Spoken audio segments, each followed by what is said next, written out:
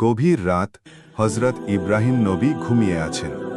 স্বপ্নে ঐশ্বরিক কণ্ঠস্বর শুনলেন, হে ইব্রাহিম, তুমি কোরবানি করো। নবীর স্বপ্ন ওহির সমতুল্য, তাই তিনি সকালে ১০০টি উট আল্লাহর রাস্তায় কোরবানি করলেন। পরের দিন আবার একই স্বপ্ন দেখলেন, হে ইব্রাহিম, তুমি আল্লাহর রাস্তায় কোরবানি করো। তিনি দ্বিধাহীন মনে আরও ১০০টি উট কোরবানি করলেন। তবুও তার মনে শান্তি এলো না, মনে হলো কোরবানি কবুল হয়নি। তৃতীয় দিন আবার একই দৈববাণী শুনলেন, তবে এবার আরও স্পষ্ট, হে ইব্রাহিম, তুমি আল্লাহর রাস্তায় তোমার সবচেয়ে প্রিয় বস্তুটি কোরবানি করো। হজরত ইব্রাহিম নবী চিন্তায় মগ্ন হলেন। তিনি বুঝলেন আল্লাহ তার প্রিয় পুত্র ইসমাইল আহকে কোরবানি চাইছেন। ইসমাইল নবী ছিলেন তার ৮৬ বছর বয়সে পাওয়া একমাত্র সন্তান, প্রাণের চেয়েও প্রিয়। আল্লাহর নির্দেশ পালনে তিনি বিন্দুমাত্র দ্বিধা করলেন না। ভোরে হজরত ইব্রাহিম নবী ছুরি ও রশি নিয়ে মক্কার পথে রওনা হলেন। বিবি হাজেরার গৃহে পৌঁছে পুত্র ইসমাইল নবীকে বললেন গোসল করে সুন্দর কাপড় পরে তৈরি হতে, কারণ তিনি এক বিশেষ দাওয়াতে যাবেন। ইসমাইল নবী আনন্দিত হয়ে তার মা বিবি হাজেরার কাছে গেলেন এবং দাওয়াতের কথা জানালেন। বিবি হাজেরা প্রথমে আনন্দিত হলেও পরে এক অজানা আশঙ্কায় ভীত হলেন। তিনি ইব্রাহিম নবীকে জিজ্ঞেস করলেন।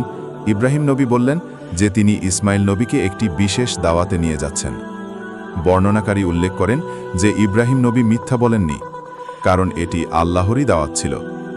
বিবি হাজেরা ইসমাইলকে সুন্দর পোশাকে সজ্জিত করলেন এবং ইব্রাহিম নবীর খেয়াল রাখতে, যতক্ষণ না তারা ফিরে আসে তিনি উদ্বিগ্ন থাকবেন।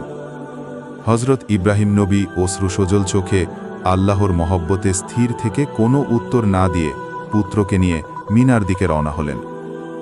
অভিশপ্ত ইবলিশ শয়তান দেখল ইব্রাহিম নবী তার পুত্রকে কোরবানি করতে নিয়ে যাচ্ছেন। সে এতে অত্যন্ত অসন্তুষ্ট হল। ইবলিস প্রথমে ভালো মানুষের ছদ্মবেশে বিবি হাজেরার কাছে গিয়ে তাকে বোঝানোর চেষ্টা করল যে ইব্রাহিমকে দাওয়াতে নয় বরং কোরবানি করতে নিয়ে যাচ্ছেন।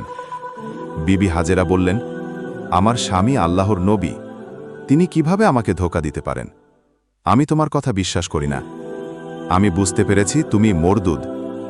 তিনি আল্লাহর আশ্রয় প্রার্থনা করে শয়তানকে তাড়িয়ে দিলেন। এরপর ইবলিস বালক ইসমাইলের কাছে গিয়ে একই কথা বলল। ইসমাইল বললেন, এটা কেমন কথা? কেন আমার পিতা আমাকে ধোঁকা দেবেন?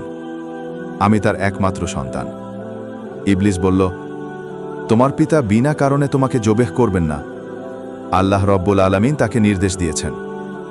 ইসমাইল বললেন, আল্লাহ যদি দুনিয়ার অগণিত মানুষের মধ্য থেকে আমাকে তার রাস্তায় কোরবানির জন্য কবুল করে থাকেন, তবে এর চেয়ে বড় সৌভাগ্য আমার জন্য আর কিছুই হতে পারে না। আমি বুঝে গেছি তুমি সেই অভিশপ্ত ইবলিশ। এ বলে তিনি শয়তানকে পাথর নিক্ষেপ করলেন। এই ঘটনাকে স্মরণ করে আজও হাজিরা হজ্জের সময় শয়তানকে পাথর নিক্ষেপ করেন। হজরত ইব্রাহিম ও ইসমাইল মিনা প্রান্তরে পৌঁছালেন। তাফসিরে রুহুল মানি অনুসারে ইব্রাহিম কোরবানির পূর্বে ইসমাইল আহের সাথে পরামর্শ করলেন। পবিত্র কোরআনে সূরা সাফফাতে বর্ণিত হয়েছে, ইব্রাহিম নবী বললেন, হে আমার পুত্র, আমি তোমাকে জবেহ করছি। এখন তুমি বলো তোমার অভিমত কি? ইসমাইল বললেন, হে আমার পিতা, আপনি যা আদিষ্ট হয়েছেন তাই করুন। ইনশাআল্লাহ আপনি আমাকে ধৈর্যশীলদের অন্তর্ভুক্ত পাবেন। তার হাত পা শক্ত করে বাঁধা হোক, যাতে মৃত্যুর যন্ত্রণায় হাত পা ছোড়াছড়ি করলে পিতার শরীরে লেগে বেয়াদবি না হয়। জবেহ করার সময় পিতার চক্ষু দুটি কাপড় দিয়ে বাঁধা হোক, যাতে পুত্রের চেহারা দেখে স্নেহবশত জবেহের কাজে বিঘ্ন না ঘটে। কোরবানির পর তার রক্তমাখা জামাকাপড় তার দুঃখিনী মায়ের কাছে সমর্পণ করা হোক এবং তার সালাম জানানো হোক।